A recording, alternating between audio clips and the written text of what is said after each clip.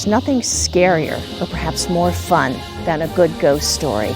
So I decided to start my supernatural search right here at DeBary Hall Historic Site. This place just oozes history. Before we get started on our ghost hunting adventure, let's take a look at the history of this fabulous historic site. Way back in 1871, a champagne merchant by the name of Frederick DeBary built this mansion near the shores of Lake Monroe. DeBary tried his hand at steamboating and orange growing, but mainly his estate became a center of sport hunting and hospitality for his family and friends. He entertained President U.S. Grant, President Grover Cleveland, and even the Prince of Wales, who went on to become King Edward VII. After Frederick's death, the estate eventually passed on to his grandchildren, Adolph and Laney. They both met with untimely and gruesome deaths, but more about that later. So with all these great ghostly candidates, which one do you think is haunting DeBary Hall? My money's on Laney. Let's find out, shall we? Now, I'm a little bit afraid of ghosts, so I brought some protection. I have it on good authority that ghosts are terrified of these little green balls. So let's go. Tracy Mester, the site manager, is expecting us. She's going to love my costume. Welcome to DeBary Hall, Pat. Why do you dress like that? Well, I just wanted to fit in with all the ghosts here, so I brought the video guy so we can check out the rumors that DeBary Hall is haunted. Is it safe for us to come in? You're not going to find any malevolent spirits here. Oh, good. So it's more like Casper than the Bride of Chucky? I guess you could say that. This is big. This is really big. We're definitely going to find something here. Come on into the library, Pat. This is where Frederick DeBary spent much of his time relaxing with his dogs. And this is a portrait of his great-granddaughter, Laney. Oh, she's beautiful. And over here, this is the piano very much like the one that her grandmother used to play when they were visiting here. And I'll tell you a strange story. One time, when the former manager and I were battening down the hatches for a hurricane, we were standing in this very room and saw several of the piano keys go off. Whoa! Strange, right? Probably something to do with the storm. I think it was a ghost.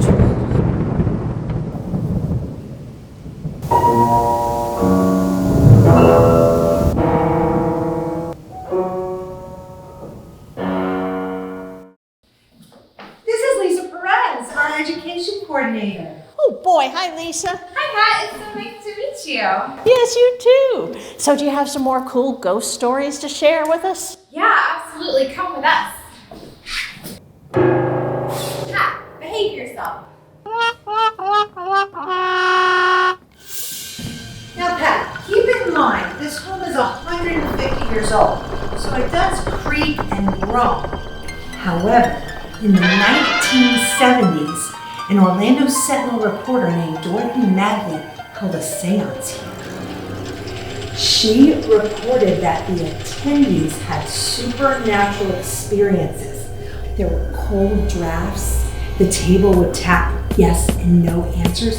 The table lifted, flew across the room, and pinned the hostess against the wall.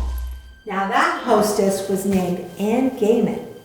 Miss Gaiman was a nationally recognized psychic, and she said that night an unearthly being told her that this place would once be restored to its original grandeur, and visitors would come, which is strange because this place wasn't restored till the early 2000s. Holy cow!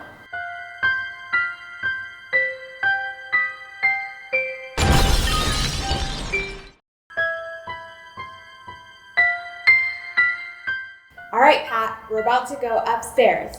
But don't worry, I've worked here for about 2 years and I've yet to experience anything that I can't explain.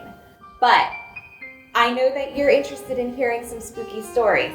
So there's this great book by Jack Powell called Haunting Sunshine that recounts a few previous employees' peculiar experiences. So if you're ready, we'll go ahead and head on up.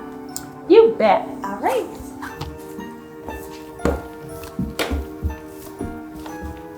So Pat, a couple years ago, there was a Volusia County Parks and Recreation employee that was working on the grounds, trimming all of the trees, and he looked up and he saw a teenage girl in the second-story window, and she was wearing this long, dark coat, as dark as her hair, and she was pacing back and forth between the rooms. He could see her in the window until all of a sudden, she vanished. No kidding. I know. So then, a couple days later, he was back on the grounds.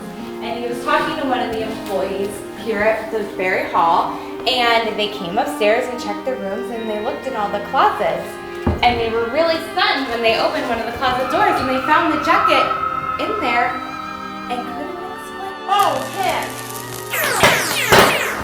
That's not supposed to be there. We should get out of here.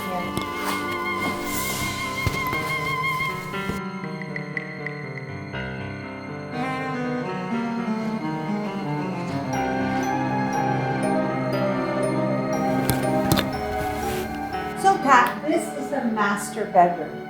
And as you mentioned earlier, when Frederick passed away, the estate eventually went to his great-grandchildren, Laney and Adolph Jr. Sadly, Adolph Jr. was killed at the young age of 23. He was a recent Harvard graduate. He was on his way home from New York, and he stopped at a roadside cafe to get a sandwich. He was struck down crossing the street. Oh no. He only lived about 4 hours after the crash. So after his death, this estate went to Laney. Let me show you her dressing room. I'm sticking with you.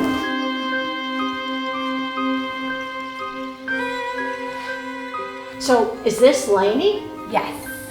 Oh my gosh, she's so pretty. In fact, you might say she's hauntingly beautiful. So Laney was Frederick DeBary's great-granddaughter and the last family member to enjoy the grounds here at the winter hunting estate. And unfortunately, the story of Laney's passing is a very sad one. Both her and her husband, Benjamin Brewster, were accomplished pilots. And one day in May of 1941, despite warnings of an impending storm, they boarded their plane in Long Island and took off heading towards Pennsylvania. Unfortunately, they ran into that storm and it was too late to turn around. They crashed into the side of Shade Mountain.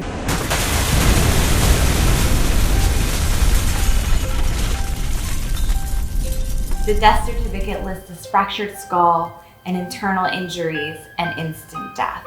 Neither her or her husband survived the flight. Oh, how dreadful. She was just 31 at the time and had no children, and that ended the DeBary line here.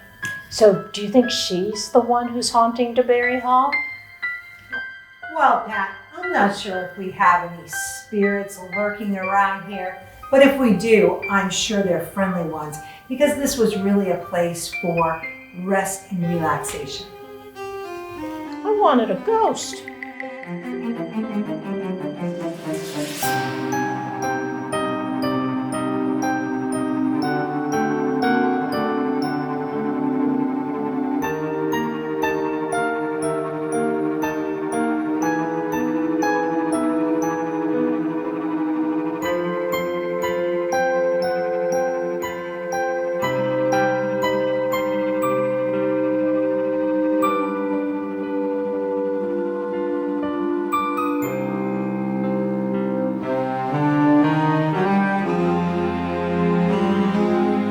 We didn't actually see any ghosts today, but I believe they're here, just waiting for an unsuspecting visitor.